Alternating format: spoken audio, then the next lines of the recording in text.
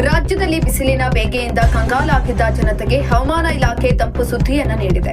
ಇಂದಿನಿಂದ ಏಪ್ರಿಲ್ 5ರವರೆಗೆ ಕರ್ನಾಟಕದ ಹಲವು ಜಿಲ್ಲೆಗಳಲ್ಲಿ ಗುಡುಗು ಸಹಿತ ಮಳೆಯಾಗುವ ಸಾಧ್ಯತೆ ಇದೆ ಅಂತ ಮುನ್ಸೂಚನೆಯನ್ನ ಕೊಡಲಾಗಿದೆ.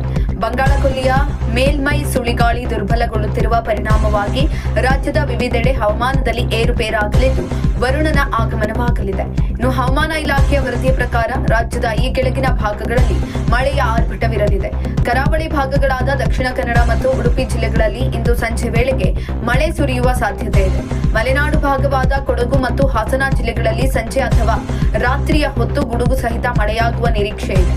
ದಕ್ಷಿಣ ಒಳನಾಡು ಜಿಲ್ಲೆಗಳಾದ ಮೈಸೂರು, ಚಾಮರಾಜನಗರ, ರಾಮನಗರ, ಬೆಂಗಳೂರು ಗ್ರಾಮಾಂತರ, ಬೆಂಗಳೂರು ನಗರ, ಕೋಲಾರ, ಚಿಕ್ಕಬಳ್ಳಾಪುರ, ತುಮಕೂರು ಮತ್ತು ಚಿತ್ರದುರ್ಗದಲ್ಲಿ ಮಳೆಯಾಗಲಿದೆ.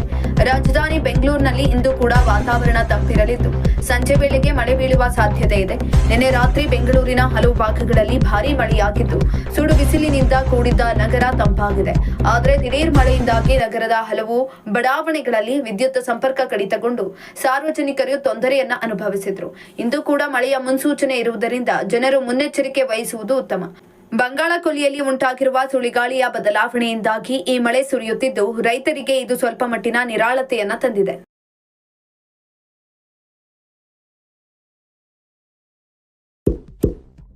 ಇಂತಹ ಇನ್ನಷ್ಟು ವಿಡಿಯೋಗಳಿಗಾಗಿ ಲೈಕ್ ಮಾಡಿ, ಫಾಲೋ ಮಾಡಿ, ಶೇರ್ ಮಾಡಿ.